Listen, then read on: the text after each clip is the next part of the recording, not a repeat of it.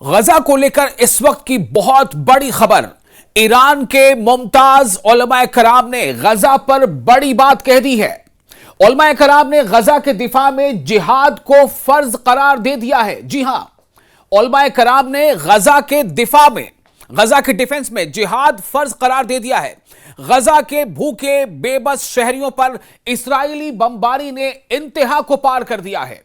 امریکی کانگریس کے اراکین کہہ چکے ہیں کہ غزہ کی انسانی صورتحال لرزہ خیز اور ناقابل قبول ہو چکی ہے۔ غزہ میں جاری درندگی کے لیے کوئی جواز نہیں ہے۔ یہ کون کہہ رہا ہے؟ یہ کہہ رہے ہیں انٹرنیشنل ریڈ کراس کی صدر، جبکہ یو این سیکرٹری جنرل نے کہا ہے کہ غزہ پر ظلم و بربریت ایک اخلاقی بحران ہے جو عالمی ضمیر کو جھنجھوڑ رہا ہے۔ غزہ میں 1 لاکھ بچوں کی اجتماعی ہلاکت کے خطرے کا اندیشہ ہے۔ جی ہاں، یہ کہا جا رہا ہے کہ غزہ میں 1 لاکھ بچوں کی اجتماعی ہلاکت کی خطرے کا اندیشہ ہے۔ آپ کو پوری تفصیل بتاتے ہیں۔ ایران کے مغربی صوبے کردستان میں علماء کی ایک بڑی جماعت نے غزہ کے مظلوم عوام کی حمایت میں قابض اسرائیل کے خلاف جہاد کا فتویٰ جاری کر دیا ہے۔ اس فتویٰ میں امت مسلمہ سے اپیل کی گئی ہے کہ وہ فلسطین کی سرحدوں کی جانب زبردست عوامی مارچ کے ذریعے اس ظالمانہ محاصرے کو توڑنے کے لیے نکلے۔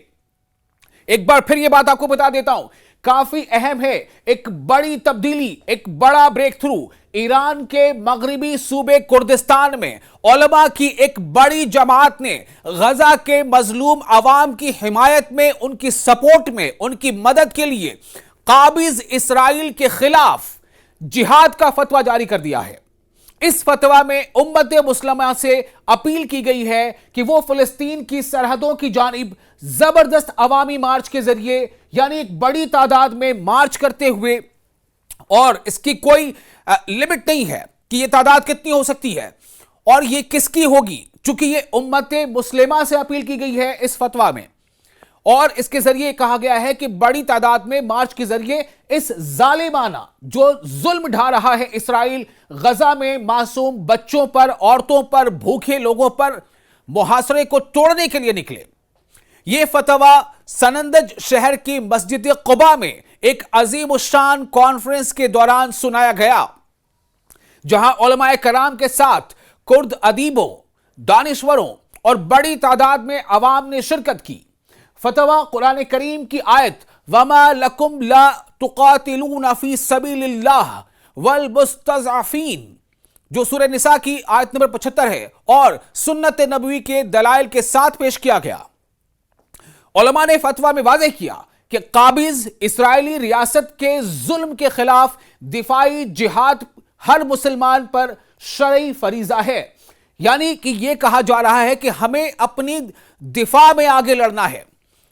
دشمن ہم پر ظلم کر رہا ہے، ہماری جانیں لے رہا ہے، ہمارے بچوں کو مار رہا ہے، ہماری عورتوں کو مار رہا ہے، ہمیں بھوکا محاصرے میں لے رکھا ہے، ہمیں کھانا کھانے سے روک رہا ہے، ہمیں غذا تک پہنچنے سے روک رہا ہے، ہمیں غزہ تک پہنچنے کی کوشش کے دوران بمباری سے مار رہا ہے، ہم پر گولیاں چلائی جا رہی ہیں، اور ہمارے جو حالات ہیں وہ یہ ہیں کہ اسپتال ہم پر تنگ کر دیے گئے ہیں، اسپتالوں میں بمباری کر دی گئی ہے، دوائیں ہم تک پہنچ نہیں پا رہی ہیں۔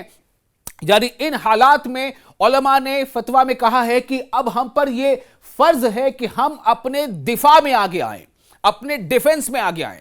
علماء کرام نے کہا ہے کہ جو ظلم قابض اسرائیل کے ہاتھوں ان دنوں غزہ کے معصوم بچوں، عورتوں اور بزرگوں پر روا رکھا جا رہا ہے، وہ محض دینی احکامات کی خلاف ورزی نہیں بلکہ تمام انسانی اقدار کی توہین اور بین الاقوامی معاہدات کی کھلی خلاف ورزی ہے۔ جتنی بھی ٹریٹیز ہیں انٹرنیشنل لیول پر، اس کا سیدھا یہ وائیولیشن ہے، اور اسی لیے لگ بھگ تمام ملکوں کے کوئی نہ کوئی ممبر پارلیمنٹ اس کی مذمت ضرور کر رہا ہے، اسے کرٹیسائز ضرور کر رہا ہے۔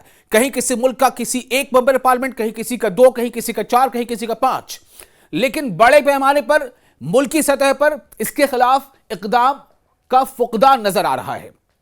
اس ظلم پر خاموشی کو ناقابل معافی جرم اور تاریخ کی بدترین خیانت قرار دیا گیا. یعنی علماء نے جب اس بارے میں خطاب کیا تو کہا کہ یہ جو ظلم و بربریت جاری ہے، اگر اس پر خاموشی یوں ہی برقرار رہی تو یہ ناقابل معافی جرم سمجھا جائے گا، اور تاریخ کی یعنی ہسٹری کی بدترین خیانت اسے قرار دیا گیا. علماء کردستان نے فلسطینی مزاحمت، بالخصوص حماس اور دیگر مجاہدین کو امت مسلمہ کی عزت اور وقار کا علمبردار قرار دیا. انہوں نے کہا کہ وہ اپنے حق کی لڑائی لڑ رہے ہیں، وہ اپنی زمینوں کو بچانے کی لڑائی لڑ رہے ہیں، وہ اپنے وطن کی دفاع کی لڑائی لڑ رہے ہیں، اور جبکہ دشمن ان سے ان کا وطن چھیننا چاہتا ہے. انہوں نے کہا کہ ان مجاہدوں کا اصل ہتھیار ایمان ہے، نہ کہ صرف گولیاں بارود. یہی ایمان انہیں طغیانی کے سامنے جھکنے سے باز رکھتا ہے، اور انہی کے صبر سے اہل ایمان کو پیغام ملتا ہے. جو جہاد کا فتویٰ جاری کیا گیا اس میں فتویٰ میں امت مسلمہ سے اپیل کی گئی ہے کہ وہ مسجدوں کو بیداری کا مرکز بنائیں، صہیونی ریاست اور اس کے حامیوں کی مصنوعات کا بائیکاٹ کریں، اور عالمی سطح پر احتجاج کی ایسی تحریک چلائیں جو دنیا کے ضمیر کو جھنجھوڑ دے. علماء نے واضح کیا کہ فلسطین کی حمایت صرف عرب یا قومی مسئلہ نہیں بلکہ اسلامی اخوت اور عدل کا امتحان ہے. علماء اس سے پہلے بھی کئی الگ الگ گوشے سے اس طرح کی آوازیں اٹھ چکی ہیں. آپ کو یاد ہوگا جو ہمارا ایک اور ملک ہے اس کے بارے میں جہاں سے خبر آئی تھی، عراق سے اس سے پہلے اس طرح خبر آئی تھی کہ وہاں کے بھی علماء نے اس بارے میں ایسی بات کہی تھی کہ اب حالات ایسے بن گئے ہیں کہ جہاد فرض ہے. اور ساتھ ہی ساتھ کچھ اور ایسے ایشیا کے ممالک ہیں جنہیں پاکستان کا بھی نام سر فہرست ہے، وہاں کے بھی علماء نے اس سے پہلے کئی بار اس طرف روشنی ڈالی اور یہ کہا کہ جہاد ان حالات میں فرض ہے. تو اب جو فتویٰ جاری کیا گیا ہے کردستان کے علماء کے ذریعے جو ایران کا ایک حصہ ہے، اس میں آگے بات کہی گئی ہے کہ فتویٰ میں ان حکومتوں کو بھی سخت تنبیہ کی گئی ہے جو قابض اسرائیل سے تعلقات قائم کر چکی ہیں.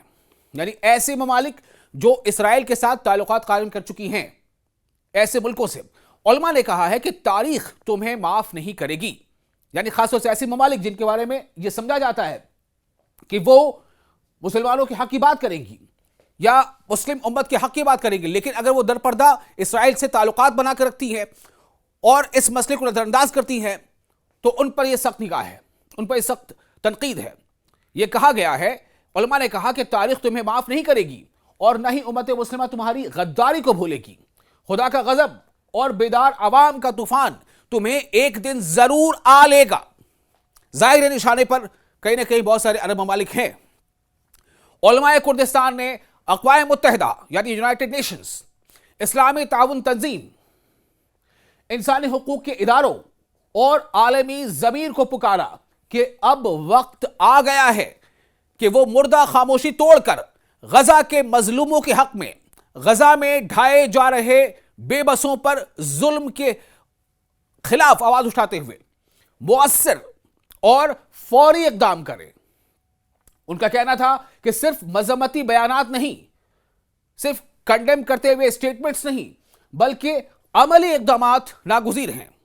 آپ کو یاد ہوگا حوثی جو لڑاکے ہیں وہ بھی بار بار یہ کہتے رہے کہ جب تک اسرائیل اپنے حملے فلسطین میں غزہ والوں پر بند نہیں کرتا تب تک ہم بھی ہر اس راستے کو اپناتے ہوئے جو ہم سے ممکن ہے ہم اسرائیل کے خلاف لڑتے رہیں گے، چاہے وہ بحر احمر میں جہازوں کو نشانہ بنانا ہو، چاہے اسرائیل کے مختلف مقامات پر میسائل داغنا ہو. غزہ سے کانفرنس سے خطاب کرتے ہوئے ڈاکٹر فیصل سہیل مزید جو القدس اور الاقصی کے اداروں کے نمائندے ہیں، انہوں نے کہا کہ غزہ کے عوام زخموں، فاقوں اور محاصرے کے باوجود امید، صبر اور اللہ کی مدد سے جڑے ہوئے ہیں. انہوں نے سوال اٹھایا کہ 2 ارب مسلمانوں کی امت آخر کیوں ان بھائیوں کی مدد نہیں کر پا رہی ہے جو بھوک، پیاس اور نسل کشی کا شکار ہیں. انہوں نے علماء سے اپیل کی کہ وہ قیادت سنبھالیں اور قوم کو متحرک کریں.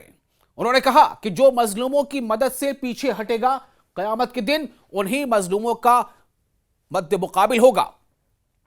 کانفرنس کے ابتدا میں کرد عالم मामूस्ता अयूब गंची ने खिताब करते हुए कहा कि अरब व इस्लामी हुक्मरानों के रवैये पर शदीद तनकीद करने का वक्त है, और तनकीद की और कहा कि जब तक फलस्तीन काबिज इसराइल के कब्जे में है और गजा का गला कसा जा रहा है, उम्मत खैर की हालत में नहीं हो सकती। उन्होंने तारीख इस्लाम के अजीम मुजाहिद सलाहुद्दीन अयूबी को याद करते हुए कहा कि उम्मत के उलमा से अपील की कि वो अवाम की रहनुमाई करें और हुकूमत मिस्र वो उर्दन से मुतालबा करें कि वो अपनी सरहदें खोलकर गजा के लिए अवामी काफिलों को गुजरने दें। इस कॉन्फ्रेंस में जो ईरान के सूबे कुर्दिस्तान में मुनक़िद हो रहा था, जहां पर उलमा ने ये जिहाद का ऐलान करते हुए एक फतवा जारी किया है, मुक़र्रिरीन में मुस्तशार अलाउद्दीन कालूक और मामुस्ता हैदर अल-बहसी भी काबिज इसराइल की वहशियाना जराइम और इंसानी नस्ल कुशी की शदीद मजम्मत की। उलमा मामुस्ता अब्दुल जब्बार और दीगर उलमा ने यह कहा, उन्होंने अपनी तकरीर में कहा कि उम्मत मुस्लिमा का इत्तेहाद, कुर्बानी और जिहाद आज की सबसे बड़ी जरूरत है। उन्होंने बताया कि गजा की इमदाद के लिए जारी मुहिमात मुसलसल जारी हैं और अवाम का ताउन मिसाली है।